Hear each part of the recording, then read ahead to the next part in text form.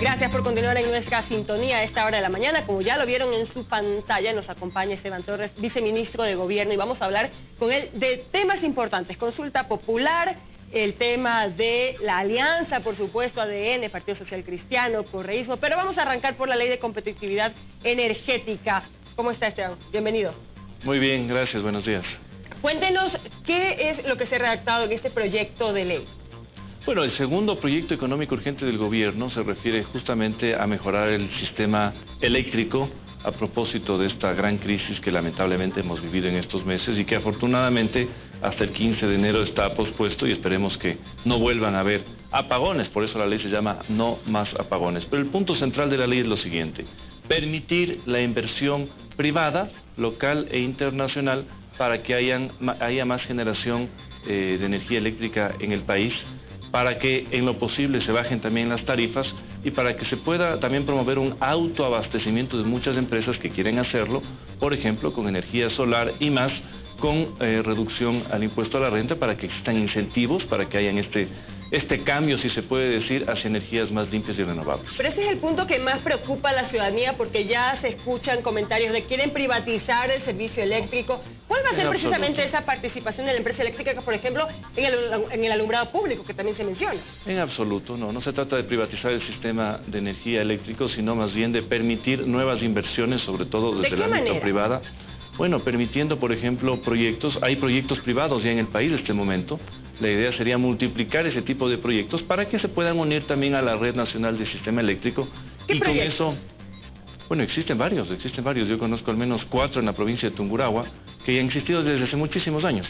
Esto no es una política nueva, incluso para los amigos de la Revolución Ciudadana, tuve que decirles que ellos también en su gobierno tuvieron muchas iniciativas que permitieron la generación de privados de energía eléctrica. La idea es tener más energía eléctrica, ojalá a un menor costo y bajando las tarifas. ¿Cuál será la participación de la empresa privada? ¿Qué es lo que no está claro para mucha gente?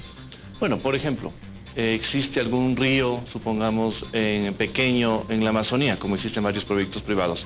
La iniciativa significa construir un proyecto que permita que esa energía o se venda de forma privada o vaya al Sistema Nacional de Generación Eléctrica, por supuesto con contratos específicos, con precios específicos, que permitan que haya, como le digo, más generación en el país en momentos de complicaciones. Viceministro, buenos días. Quisiera pasar de tema a un tema que sin duda va a ser de los principales titulares de este inicio de año. Estaba previsto para la semana anterior que el gobierno ya envíe un pedido a la Corte Constitucional para que califique las preguntas de lo que sería la consulta popular de la que ha hablado ya el presidente Daniel Noboa. ¿Qué pasó? ¿Cuál es la hoja de ruta que ustedes tienen trazado? Tomando en cuenta que la intención es hacer coincidir esta consulta con el referendo ratificatorio que también nos llevará a las urnas sobre la reforma constitucional que aprobó la Asamblea. Bueno, el petitorio a la Corte Constitucional está casi listo. Hemos querido depurarlo, dejarlo viable para una posible, por supuesto, dictamen favorable de que esto vaya a consulta popular. Los tiempos apremian, yo creo que de esta semana no va a pasar ya el envío de las preguntas, especialmente porque la Asamblea aprobó la reforma constitucional que tiene que someterse a un referéndum ratificatorio. Lo ideal y lo óptimo es juntar estos dos procesos democráticos para evitar doble costo, doble llamado a la ciudadanía y para hacer que sea útil. ¿Cuál es la fecha máxima para hacer que coincidan los dos procesos? A ver, lo lógico sería esta semana si queremos que el proceso de votación sea en abril. ¿Han hablado ya con la Corte para saber los tiempos que le va a tomar, por ejemplo, calificar? Todavía no se ha precisado, se ha hablado de 12 temas y usted nos decía que incluso podrían ser más. Sí, se ha hablado con la Corte de forma informal, si se puede decir. Formalmente vamos a tener comunicaciones de esta semana. Lo lógico es ver cómo se juntan los dos procesos. Hemos hablado ya con el CNE para que esto se dé también. Y lo lógico es, como le digo, que el proceso sea útil para los ecuatorianos, que la reforma constitucional, que es positiva, eso fue un acierto de la Asamblea aprobarlo hace algunas semanas, se junte con temas de interés nacional que básicamente van por seguridad, por justicia y por temas de paz. ¿Cuál es la clave, señor viceministro? ¿Cuál es la clave para que esta consulta no se convierta en un referéndum ratificatorio o de aprobación del presidente Noboa? Que no le pase lo que a su predecesor, Guillermo Lasso, en la consulta de febrero de 2023. El momento político es distinto. Cuando el expresidente Lasso lanzó su consulta tenía números de aprobación muy bajos, y eso también afectó a preguntas que de cajón no sabemos por qué perdieron, como la extradición, por ejemplo, de los narcotraficantes. En este ese caso, tema en esta consulta? No lo he visto yo en el último petitorio de preguntas. El momento es distinto, como le digo, el presidente Noboa tiene además 76% de aprobación, entonces la realidad política es distinta para uno u otro proceso. Sin embargo, siempre uno tiene que tener cuidado de que esto no se convierta en un referéndum al gobierno. ¿Cuáles serían las posibles preguntas? Básicamente va por temas de seguridad, para incrementar la posibilidad de que los militares, con todas las de ley, puedan entrar sobre todo a zonas que se podrían declarar incluso de guerra. Me refiero específicamente a la provincia de Esmeraldas, en donde la situación es terrible, lamentable, está podrido el sistema a nivel social, económico, político, y todo eso implicaría que el gobierno entre con todas las de ley y con todas las facultades legales, más allá incluso de la reforma constitucional. Podríamos estar hablando de la declaratoria de zonas de guerra en el Ecuador, para que entren los militares y puedan actuar con todo el peso de la ley y de la fuerza para resolver una situación que, como le digo, es, al menos en Esmeraldas y un poco en Guayas y también en El Oro, es absolutamente lamentable. Más allá de que en Durán, así no se refleje mucho en las noticias, el plan del gobierno ha logrado al menos parar en un 40% ya lo que estaba pasando, pero falta mucho más. ¿Qué otras preguntas habría? Hay una también sobre los jueces. Está, como le digo, en este primer petitorio, para ver si de una vez por todas se termina con el periodo de jueces corruptos y que han sido señalados y entramos a un proceso de renovación total. ¿Vamos a hablar de un cambio total en las Cortes? ¿Perdón? ¿Vamos a hablar de un cambio total en las Cortes? ¿Todos los jueces a la casa? Es una de las intenciones, porque parte del problema de inseguridad se da también por el mal manejo de la justicia. Le voy a dar un ejemplo. El gobierno tiene previsto también reducir su nómina para ajustarse el cinturón, así como lo están haciendo los ecuatorianos. ¿Cuál es el principal problema que se tiene? Que hay jueces que con chavados, con funcionarios que han salido y con dinero de por medio, regresan vía acciones. Así no se puede trabajar. Entonces hay un problema, como le digo, judicial, que tiene que también verse la posibilidad de que esto se arregle. Y además con indemnizaciones, es todo como usted dice. Ahí también habría que meterle una investigación. Y lo mismo pasa en el sector público, en mandos medios, en donde cuando uno quiere hacer cambios, hay, como le digo, este tipo de mafias que se mueven y se ajustan. Y eso es algo que se quiere cambiar, pero si no cambiamos el tema judicial, no vamos a tener ningún resultado. ¿Va a haber reducción, entonces, dice usted, en ministerios? Estamos hablando de personas que van a salir de estas carteras de Estado. ¿De qué número estaríamos hablando? A ver, todavía no hay un número específico, se está evaluando sector por sector, pero la disposición del presidente es precisamente que los contratos ocasionales que fueron dados en los últimos meses, en las últimas semanas del anterior gobierno, para hacerle daño a este gobierno, no sean renovados, porque será un ejemplo también de que el Estado se está ajustando el cinturón, así como los ecuatorianos están haciendo un gran esfuerzo. ¿Similar a lo de Milei en Argentina? No tan drástico, le diría yo, no tan drástico. Tenemos que también velar porque las cosas marchen a velocidad en el gobierno, y uno necesita para eso burócratas preparados, honestos, lo más importante, y que estén comprometidos con su país, pero digamos que va en ese sentido. Joana anticipaba la posibilidad de hablar del entendimiento, acuerdo, alianza, llámelo como usted prefiera, señor viceministro, que mantienen en la Asamblea Nacional. Le pregunto, estas decisiones, el tema de consulta, el tema de la ley eléctrica, ¿les van a generar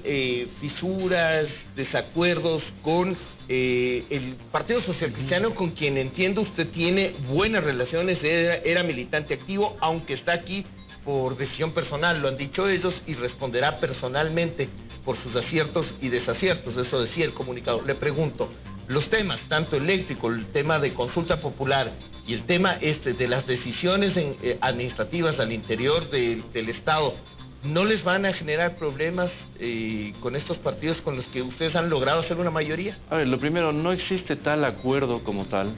Lo que existe es la posibilidad de dialogar en, ojalá, varios temas de los que vendrán. Lo que ha pasado con la ley energética hace pocos días, aprobada por unanimidad en la comisión, da muestra justamente de que existe la apertura para el diálogo, más allá, por supuesto, de el ordenamiento de la Asamblea que se dio el primer día de funcionamiento de esta institución. Lo segundo, yo soy presidente y afiliado únicamente al Movimiento Tiempo de Cambio, siempre lo fui desde que inicié mi vida política, sin perjuicio, por supuesto. Pero fue coordinador de bancada del Por supuesto, y la buena comunicación se mantiene con todos, y esperemos que así continúe por algunos meses más en la Asamblea esa sintonía de poder conversar, sabiendo que habrán temas en los que hay discrepancias, pero pudiendo conversar, y no solo entre dos partidos políticos, entre varios legisladores. ¿Ustedes ven posibilidad de hablar con Construye, por ejemplo, que se ha parado completamente en la otra vereda? Yo tengo una excelente comunicación con la gente, de gente buena. Tenemos una excelente comunicación. No con Construye, diálogo. no es lo mismo, ¿no? No, porque están ellos separados, no está cerrada la mano al diálogo para Construye, pero ellos han adoptado una posición, al menos en la primera ley que nos pareció insensata con el país, rechazar absolutamente todo. No sé si vaya a pasar lo mismo en la ley energética, espero de corazón que eso no se dé, pero como le digo, yo soy una persona de diálogo y precisamente por eso estoy en el gobierno, para concretar ese espíritu del presidente de la República de hacer política sin extremos, sentándose con las personas, llegando a acuerdos públicos y posibles por el país, en aras de mejorar lo que está pasando. Y mañana se llevará a cabo el primer debate de la Ley de Competitividad Energética. Seguramente ustedes ya han recibido reacciones de parte de los movimientos políticos. Yo creería que si todo va, tal como en el anterior proyecto, y luego de conocer esta alianza, estas conversaciones que tiene, pues me parecería, o por lo menos hasta el momento la lectura es que va a pasar sin mayores complicaciones. Bueno, no podemos jamás anticiparnos con tanta certeza a una votación de la Asamblea. Lo que se le puede decir es que el ambiente es positivo. Pero generalmente ya se sabe antes de que lleguemos al Pleno cuántos votos hay. Y usted como asambleísta ya lo sabe mejor que yo. Es un buen síntoma lo que pasa en la comisión. Aprobar esto con unanimidad ya es un buen mensaje. Existe una preocupación lógica de algunos sectores políticos que tendremos que desvirtuarla en el debate respecto de que esto podría o no subir las tarifas, por ejemplo, eléctricas, y eso sin duda no se va a dar.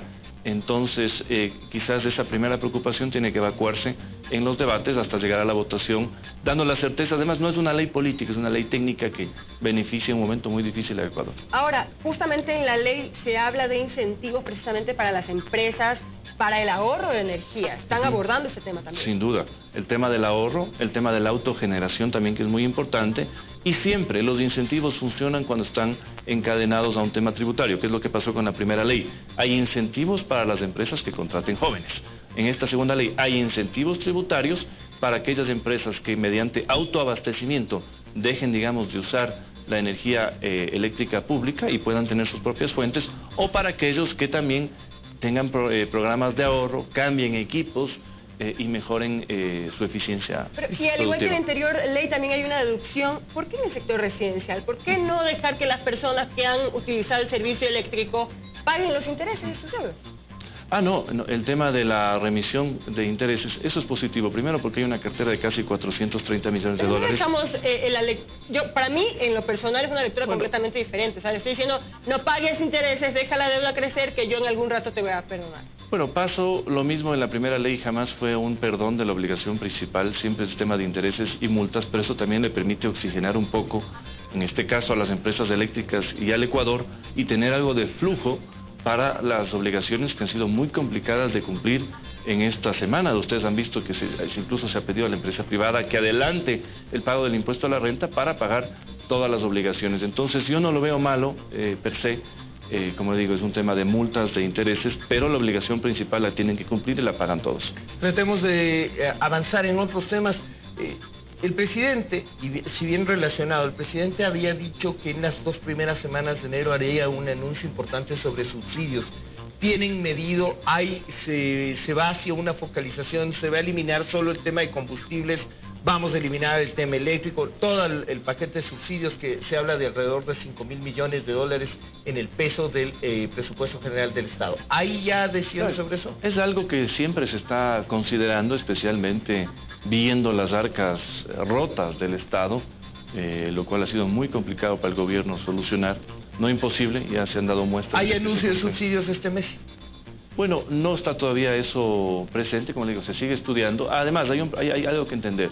El problema del subsidio no va tanto por la persona que ocupa su carro de clase media o media baja, si se puede decir, o popular, y se hace uso, por ejemplo, de una gasolina que está subsidiada. El gran problema está realmente en las grandes corporaciones, y le voy a dar un ejemplo: ciertos barcos atuneros que cargan 300,000 galones de diésel subsidiado, se van a Perú, venden la mitad de esos 150,000 y el resto ocupan para sus operaciones. Eso, por ejemplo, es... O sea, puentean el combustible, fabrican combustible a través de la flota pesquera ecuatoriana. Por eso le digo, el gran problema está más bien en el sector productivo, al cual también se le tiene que dar ayudas, pero sin provocar este tipo de abusos que realmente son los que nos complican en el tema de los productos. No quisiera que se vaya antes de responder un tema que es importante. El viernes se conoció que un ciudadano que se ha condolido de la situación de la señora vicepresidenta en Israel ha presentado una denuncia de inconstitucionalidad al decreto que le asignó funciones a la vicepresidenta en Israel. Ustedes como gobierno tienen ya una posición. ¿Quién acude? ¿Quién va a sostener este decreto ante los tribunales que ya le han admitido a trámite? A ver, el decreto es perfectamente constitucional. No es el único país en el mundo en donde un vicepresidente cumple funciones diplomáticas. Pero vamos a ver qué resuelve la Corte. Entiendo que ha sido admitido ya el caso. Deberá también actuar alguien por parte del gobierno sustentando... ¿Requiere eso de operación política o eminentemente jurídica, doctor Torres? No, hay temas eminentemente jurídicos. Una operación política en ese tipo incluso se vería hasta muy mal. Pero está claro que la función judicial ha tenido palancas de operación política, ha sido necesario. ¿Ustedes no consideran entonces? No, y siempre el gobierno tiene la obligación de cuidar sus intereses en todos los ámbitos del Estado, ¿no? Desde el tema justicia, para que no pase lo que está pasando, no solo en este caso, sino en otros más, que hay un abuso de garantías constitucionales en donde la cosa está fuera de control y vemos que no solo hacen mal uso los políticos, hacen mal uso los narcotraficantes, los delincuentes, en fin, eso hay que cambiar. Es que ustedes anuncian que se van los jueces, que van a cambiar todos los jueces, y tienen ahorita que responder de algún juez que diga, me van a sacar, entonces les voy haciendo... Es que ese es sin duda uno de los problemas, y por eso también se acaba de caer el concurso de renovación de la Corte Nacional. Es decir, no podemos seguir con una clase judicial. Hay muy buenas excepciones, por supuesto, yo las conozco y las he visto, jueces que aman a su patria, que aman al derecho, que hacen bien las cosas, pero lamentablemente el abuso de garantías constitucionales promovida por el gobierno anterior para proteger a una serie de exfuncionarios ha dado o ha generado un descontrol que tiene que tener un punto final o al menos un punto de recuperación. Ahora, Esteban, desde el Ejecutivo, ¿qué acciones se van a tomar sobre lo que está ocurriendo con la Embajada de México? Vemos a un ex vicepresidente de la República que está allí hospedado, que quiere el asilo, sabemos que hay procesos judiciales en su contra. Desde el Ejecutivo, ¿qué se va a hacer? Bueno, estar atentos a lo que pasa. Todavía no hay una decisión desde México respecto del otorgamiento de un asilo o no. En el caso de que eso se diera, ahí entra en juego ya el gobierno, porque del gobierno depende el salvoconducto para que ese asilo tenga éxito o no lo tenga. Todavía es una situación delicada. Lamentablemente eso también en la Asamblea es un tema de mucha discusión y debate, pero lo lógico sería que aquí se haga lo jurídicamente y constitucionalmente correcto, y en el caso del ex vicepresidente hay una serie de decisiones judiciales que no deberían como tal permitir un asilo por parte de México. Ahora, el caso Metástasis es parte del plan Fénix, ha dicho el presidente Noboa, pero también estamos esperando esa parte tecnológica que se prometió en campaña, todos los equipos, reforzar también nuevamente el equipo que tiene la Policía Nacional, pero todavía estamos a la espera de conocer cuándo se dará. Bueno, hay muy buenas noticias por la gestión del gobierno y del Ministerio de Defensa. Algo que no pudieron hacer los dos gobiernos anteriores es que ya se ha cerrado la entrega de material bélico considerado chatarra que estaba en poder del Estado ecuatoriano a los Estados Unidos, para que eso signifique $200 millones de nuevo armamento, que vendría, ojalá, en las próximas semanas ya al Ecuador a ser efectivo en la lucha contra el crimen. Pero eso ya se ha logrado en estas 4 semanas de gobierno, y eso significa que sin un egreso económico, porque realmente no hay dinero, no hay plata en el Estado, se pueden tener equipos para coadyuvar en esta solución. Queremos agradecer a Esteban Torres, viceministro del Gobierno, por habernos acompañado. Hemos tratado temas muy importantes. Recuerden que ustedes en las redes sociales y en las próximas emisiones seguirán recibiendo esta entrevista, información importante para conocer. Gracias por habernos Gracias a acompañado. ustedes. Gracias.